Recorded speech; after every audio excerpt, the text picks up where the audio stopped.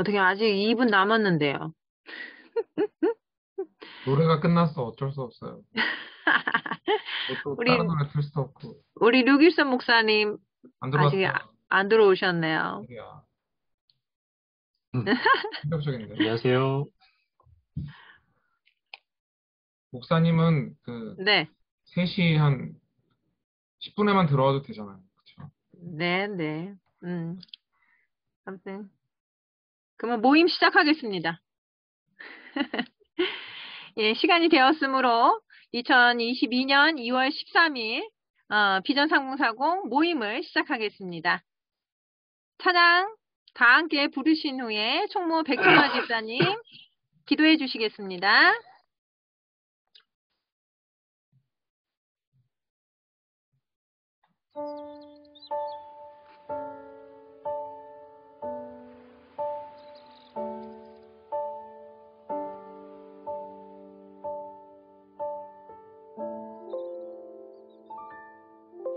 참 아름다운 곳이라 주님의 세계는 정말로 내가 나갔고 솔직할 수 있는 곳 조금이라도 내 이라 말할 수 없는 이곳은 바로 주님의 세계라.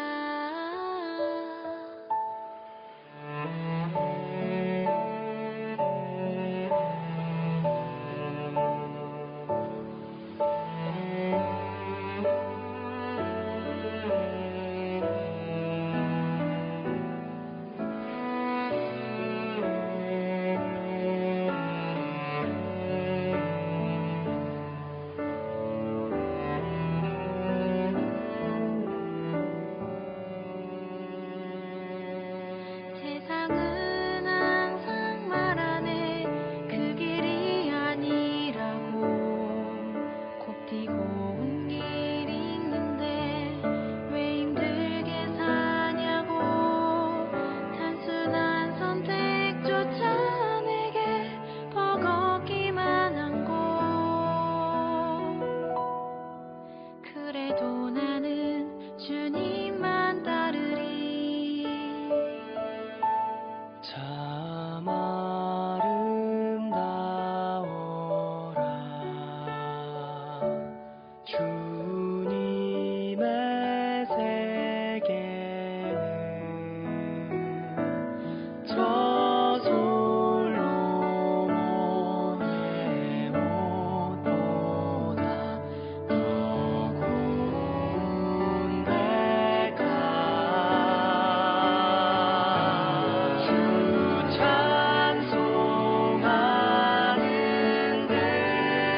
찬송하는데 저 맑은 새소리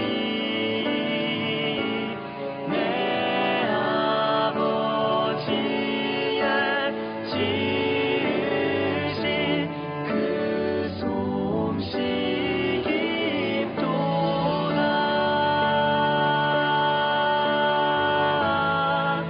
오 깊도다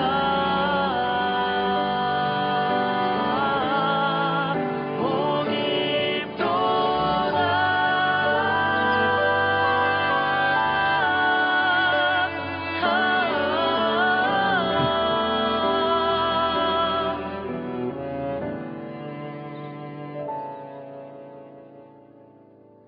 나는 계속 걸어갑니다. 수없이 넘어져도 사람들의 방향과는 조금 다르다 해도 내가 가는 길이 주가 가르쳐준 길이니 이곳은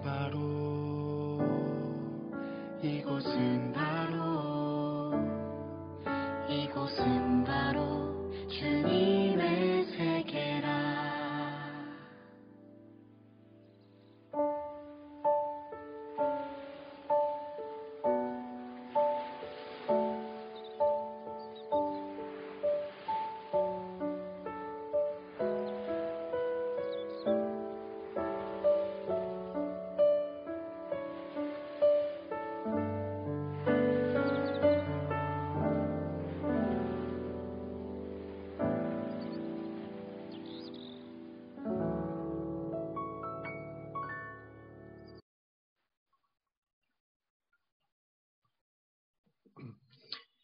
예, 기도드리겠습니다.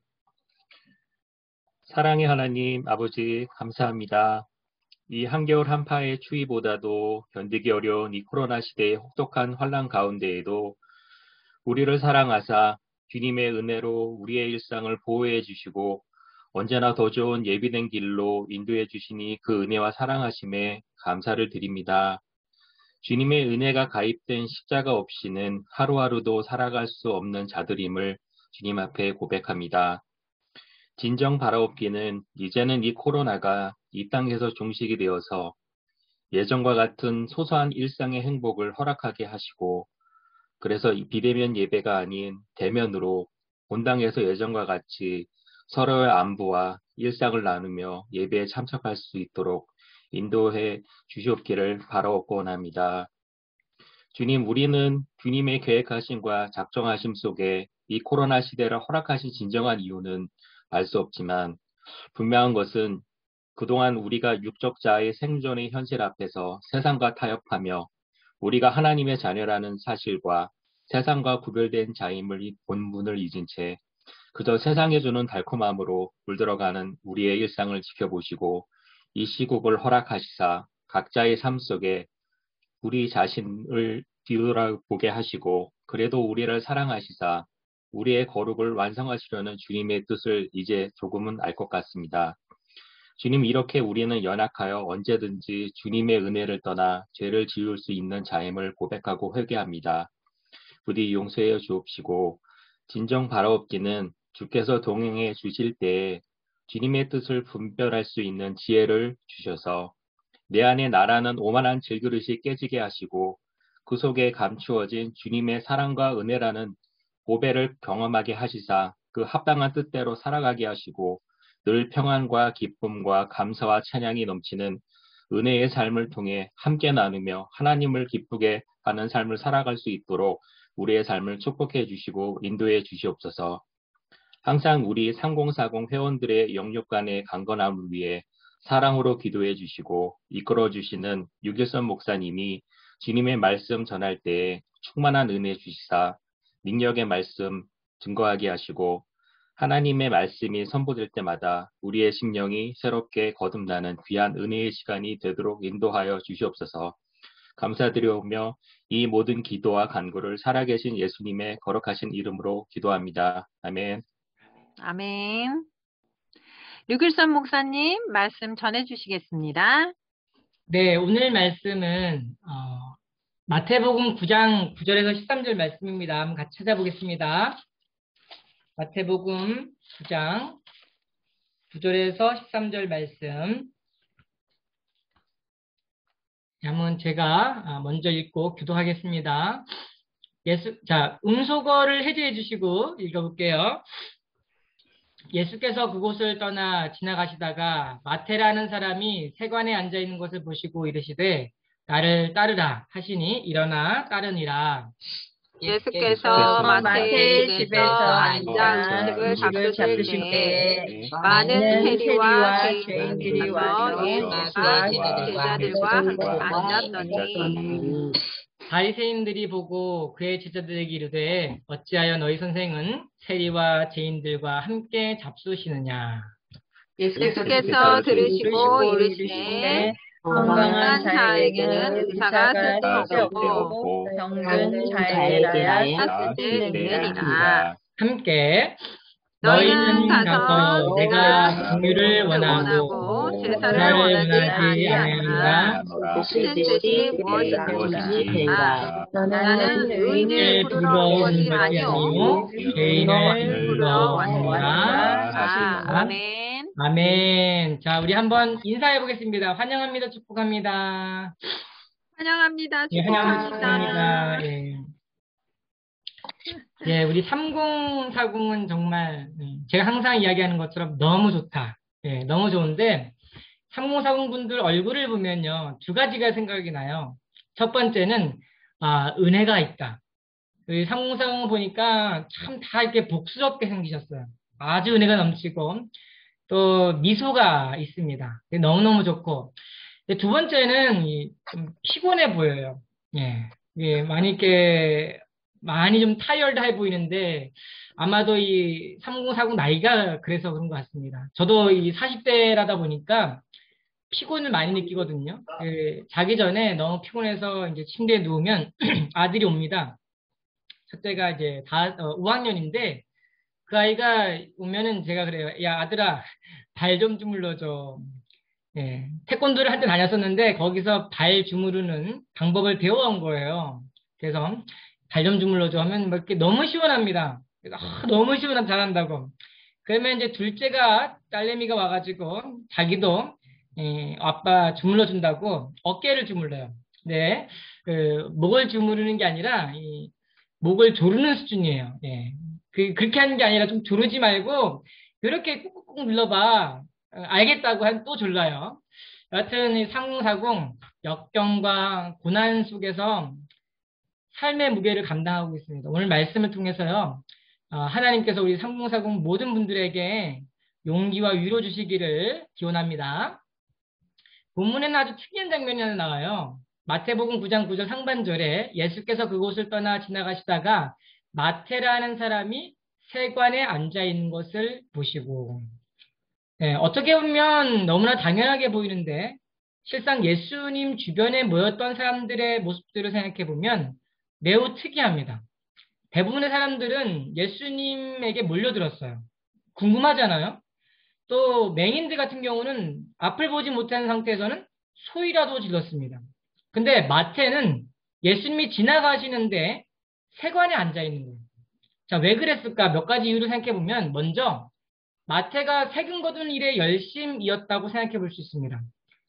남의 일에 무슨 상관이냐? 뭐 열심히 벌어서 집도 사고 땅도 사고 자녀들 잘 먹이고 입히고 윗사람에게 잘 보여서 승진도 해야겠다. 자기의 삶과 어떤 그런 꿈에 집중해서 그럴 수도 있지 않을까. 하지만 이 설명 올바른 선택지는 아닙니다. 왜냐하면 9장 9절 하반절에요. 이르시되 나를 따르라 하시니 일어나 따르니라. 예. 그 희한하지 않아요? 예수님 지나가시는데 가만히 앉아 있다가요. 따르라 하시니까 따라간 거예요. 세상에 이런 법이 없어요. 즉시 따랐다. 만약에 그가 자신의 하는 일에 몰두하거나 돈에 집중했다면 즉시 예수님을 따르지 못했을 겁니다. 두 번째, 마태가 예수님에 대해 소문을 들어서 알긴 하지만 잘 몰라서 그럴 수도 있지 않겠냐라고 하는 관점인데요. 이 관점은 현실성이 좀 떨어집니다. 왜냐하면 대부분의 사람들이 예수님을 따를 때 알고 따른 게 아니었거든요. 그냥 소문만 듣고 따랐고요. 심지어 만져보지도 못했고 저 멀찌감치해서 그냥 이야기만 듣고 따랐던 사람들이 대부분이었습니다. 일면식도 없다고 해서 따르지 않는 것은 아니라는 거죠. 그렇다면 마태가 예수님이 지나가시는데도 세관에 앉아 있었던 이유를 생각해 볼 수 있는데 그것은 제가 볼 땐 그렇습니다. 예수님이 자신을 불러줄지 전혀 생각하지 못하고 있었다. 자, 마태는 예수님에 대한 소문도 알고 있었고 따를 의향도 있었어요. 그런데 불러주기 전까지는 따르지 않았습니다. 부르자마자 따랐어요. 그렇다면 마태의 속에는요. 예수님을 따라하고 싶고 예수님의 이야기를 듣고 싶은데 그러지 못했다는 걸 보여주죠. 왜냐하면 그가 세리였기 때문입니다. 마태는 자신이 예수님을 따를 자격조차 없다고 생각을 해서 아무래도 세관에 앉아 있었던 것 같습니다. 사람이 계속해서 잔소리를 들으면 자신감이 사라집니다. 수동적인 인생이 되죠. 안데르센 동화에 미운 오리 새끼가 있습니다.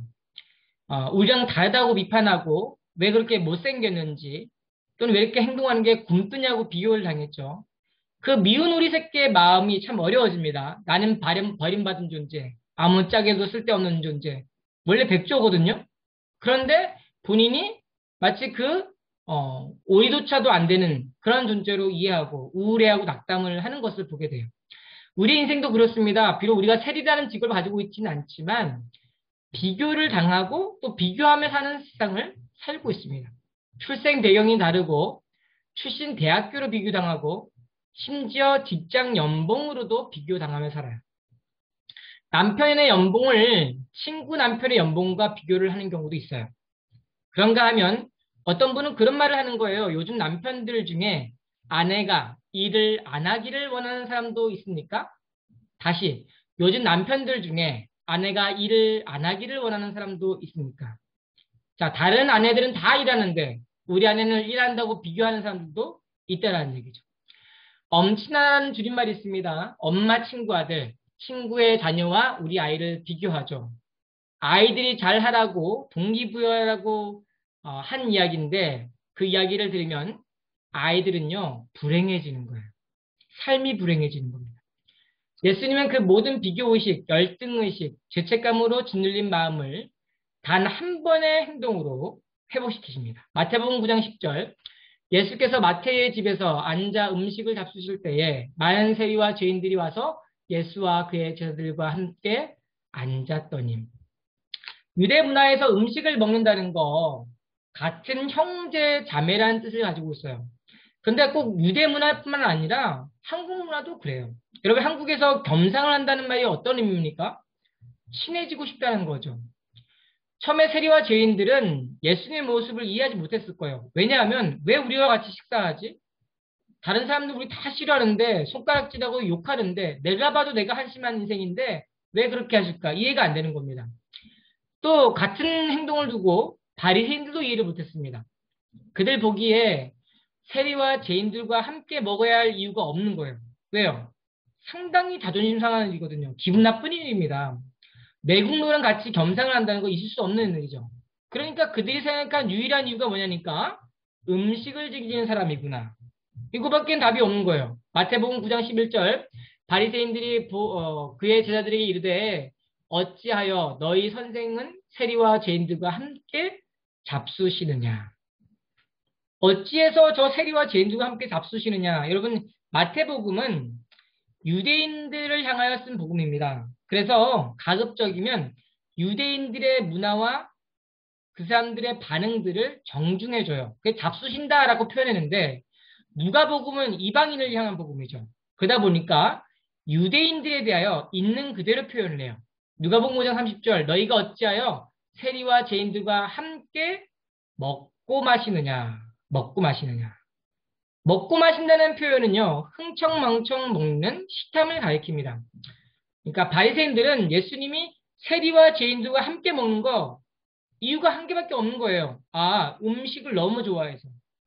음식을 먹고 즐기는 사람이라서 이해를 했던 것이죠. 실제로 예수님은 가정신방을 하실 때 음식을 자주 드셨습니다. 그리고 안 봐도 알아요. 아주 맛있게 드셨을 거예요. 맛없어도 최고로 즐겁게 드셨을 거예요.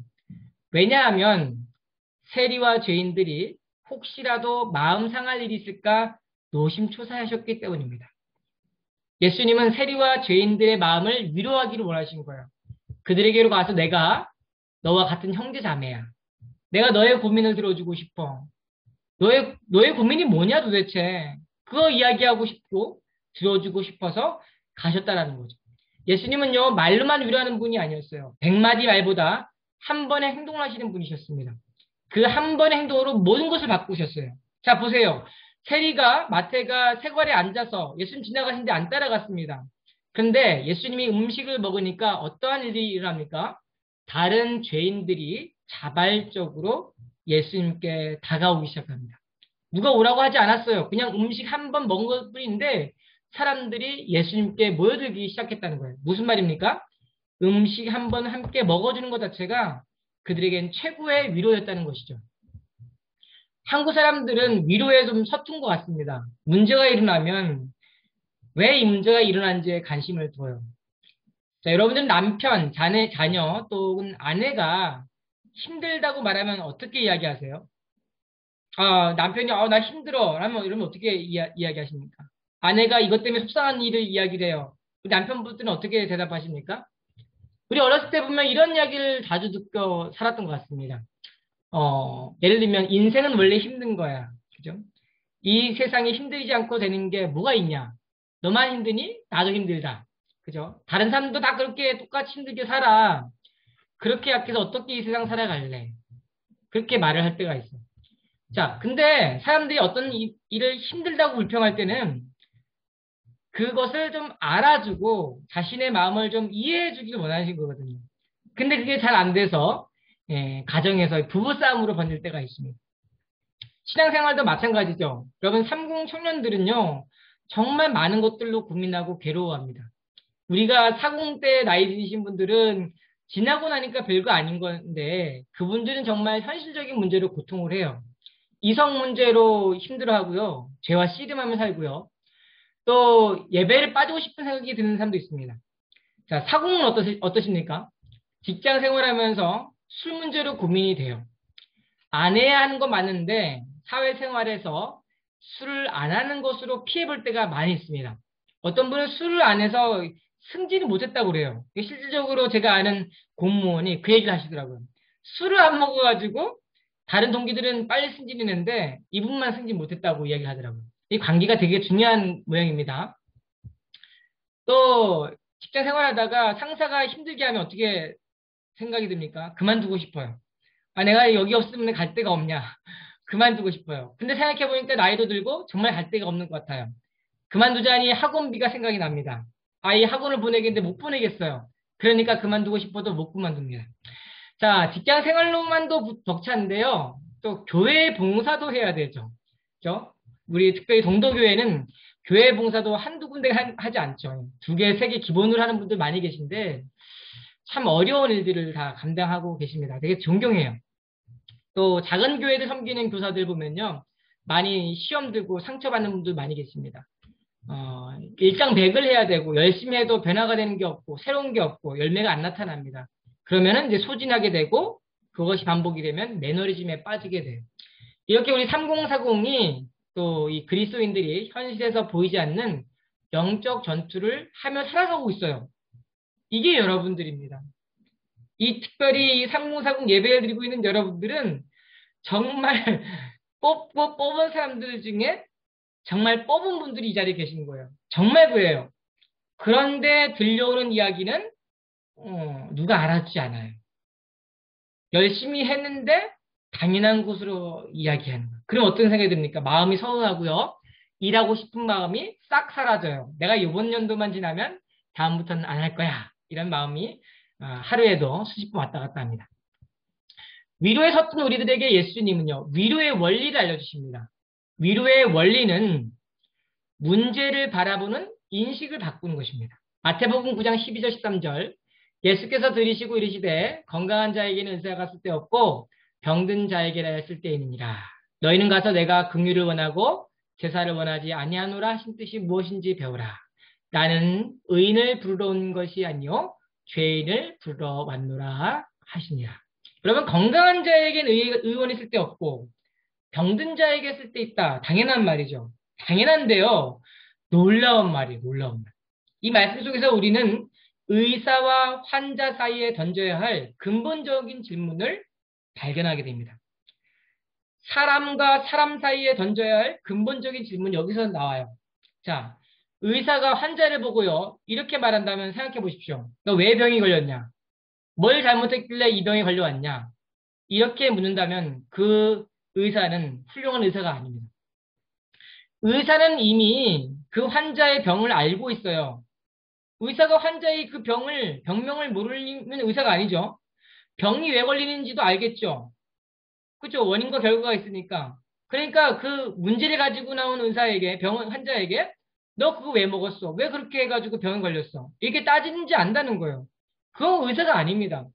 자, 의사는 그거 왜 그랬어? 이렇게 묻는 게 아니라 어떻게 고칠 수 있을까를 대답해 주는 사람이 의사예요. 환자는 그게 듣고 싶어서 나온 거예요. 어떻게 이 문제를 해결할 수 있겠습니까? 이게 환자가 찾아온 이유입니다. 그러니까 의사는 뭘 잘못했는지, 왜 그랬는지를 따져 묻는 게 아니라 어떻게 이 문제를 해결할 수 있을까? 병이 나아질 수 있을까? 고민하고 그 환자가 효과적으로 병을 관리하고 치료할 수 있도록 도와주는 것이 진짜 의사입니다. 시인 정세훈은 노동시집으로 유명한데 노동자의 삶을 시로 노래를 했습니다. 그의 시집 가운데 몸의 중심이라는 노동시집이 있는데 시의 전문을 간단하게 읽어드릴게요. 몸의 중심은 몸의 중심으로 마음이 간다. 아프지 말라고 어루만진다. 몸의 중심은 생각하는 뇌가 아니다. 숨 쉬는 폐가 아니다. 피 끓는 심장이 아니다. 아픈 곳 어루만져 주지 않으면 안 되는 상처난 곳, 그곳으로 온몸이 움직인다. 진짜 그렇지 않아요? 온몸은 아픈 곳을 중심으로 돌아가죠. 조그만 가시가 새끼손가락에 박혀 있습니다. 여러분, 하루 종일 일이 안 돼요. 이거 뽑을 때까지는 일이 안 됩니다. 온몸이 거기에 신경을 써요. 살짝 베어도 아우 괜히 베었다. 너무 불편한 거예요. 샤워가 됩니까? 세수하는 것도 힘들죠. 몸이 자기 몸을 아끼는 거예요. 예수님은 아픈 곳, 병든 자에게 오셨습니다. 의사가 병든 자에게 모든 관심을 가시는 것처럼 예수님은 의사의 마음을 가진 진정한 의사셨어요. 그러므로 예수님이 우리의 위로셨습니다. 예수님은 우리에게 문제를 바라보는 시선 자체를 바꾸라고 하세요. 왜 그랬냐에서 어떻게 하면 해결할 수 있을까? 낫게 할 수 있을까에 관심을 두라는 것이죠. 그러면 어떻게 됩니까? 그러면 방법이 나와요. 그러면 해결책이 나옵니다. 그러면 실천이 나오게 되어 있어요. 그러면 부부싸움이 해소가 돼요. 부부 사이에 화목이 이루어집니다. 자, 삼고사원 가운데 몸이 아픈 분들이 많습니다. 진짜 아프신 분들의 입장에서 뭐 말로 다 할 수 없지만 마음고생이 얼마나 심할지 생각이 됩니다. 또 생활의 염려, 고민이 되는 분들도 있으세요. 아이들 양육교, 그죠? 교육, 충분한 지원을 하지 못해서 또 가슴이 아프죠. 그런데 여러분 걱정하지 마십시오. 예수님이 여러분의 위로이십니다. 건강한 자에겐 예수님은 가실 필요가 없어요. 근데 병든 자에게는 예수님 함께 해주세요. 예수님이 여러분과 함께 하시니 염려하지 않으시기 바랍니다. 예수님이 다 구체적으로 다 설명할 수 없지만 분명한 것은 최선의 방법으로 최고의 방법으로 여러분들을 회복시키실 거예요. 이 사실을 믿고 우리는 나가는 거예요. 이 사실을 믿고 현장에서 당하는 슬픔을 넉넉히 이겨나가시는 복된 3040 되시기를 축복합니다. 기도할게요. 하나님 감사합니다. 오늘 말씀을 통해서 예수님이 우리의 위로이십니다. 하나님 건강한 자에게는 의논이 쓸데없습니다. 우리는 자꾸만 왜 그랬느냐고 따지고 원인을 추궁하고 그것에 따라서 책임을 전가하는 데 급급해합니다. 하나님 그렇게 문제를 인식하기보다는 이제는 어떻게 이 문제를 해결할 수 있을까? 어떻게 하면 이 문제를 더 개선할 수 있을까? 어떻게 하면 이 어려움을 극복할 수 있을까?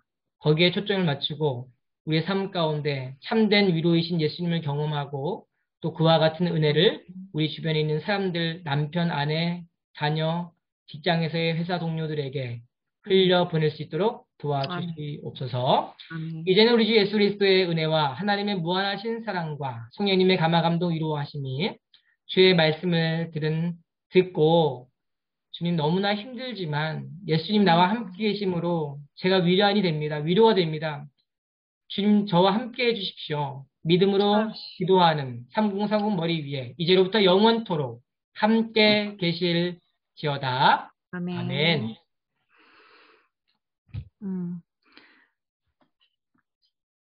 총무 백청아 집사님 3040 소식 전해주시겠습니다. 예, 한 주간 모두 잘 지내셨나요? 예, 금일 광고사항 전달해 드리도록 하겠습니다. 먼저 특강 소식입니다.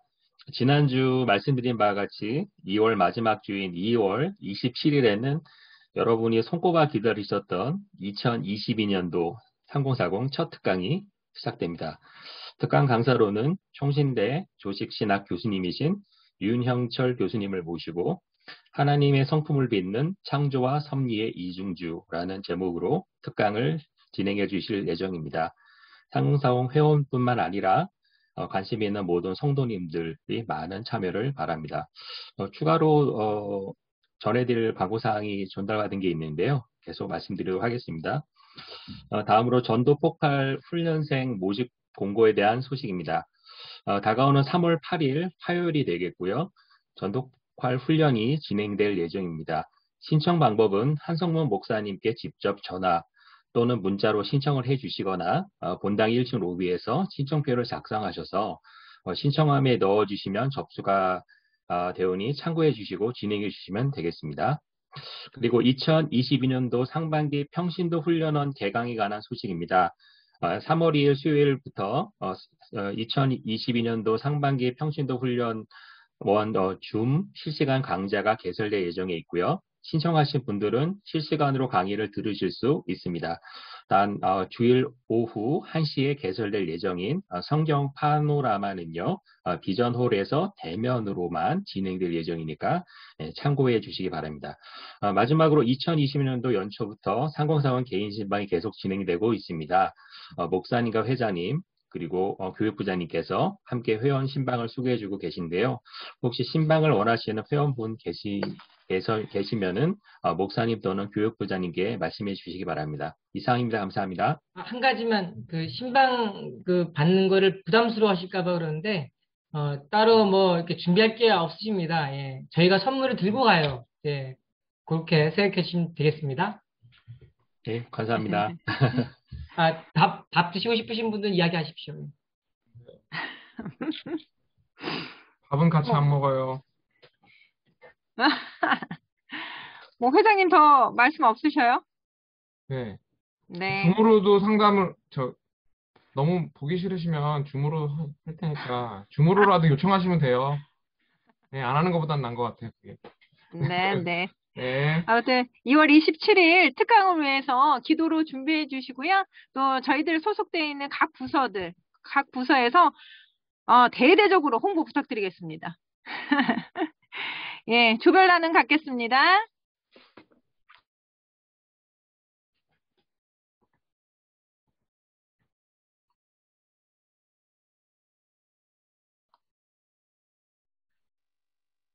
어떻게 조별단은 다 끝나신 건가요?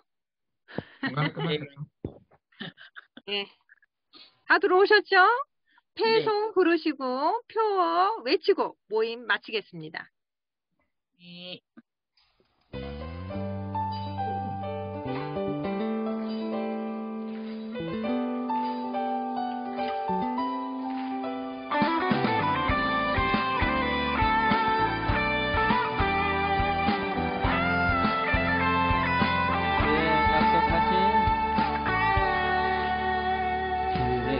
약속하신 말씀 위에서 영원토록 주를 찬송하리라. 소리 높여 주께 영광 돌리며 약속 믿고 굳게 서리라. 주의 약속하신 말씀 위에 세상 염려 언습할 때에 말씀으로 힘써 싸워 이기며 약속 믿고 굳게 서리라.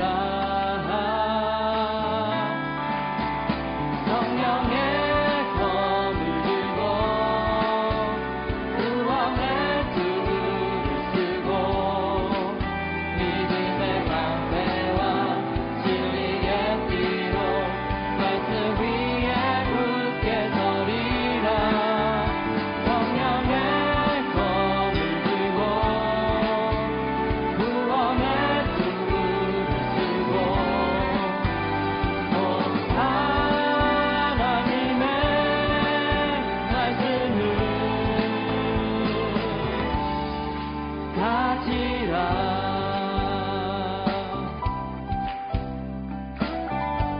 다시 한번 주의 약속하신 말씀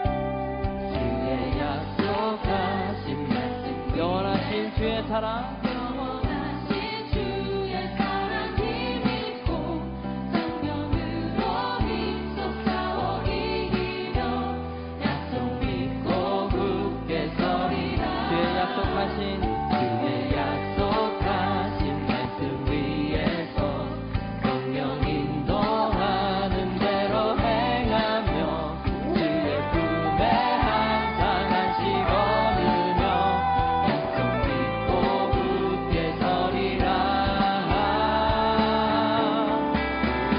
성령의 검을 들고 구원의 툴을 쓰고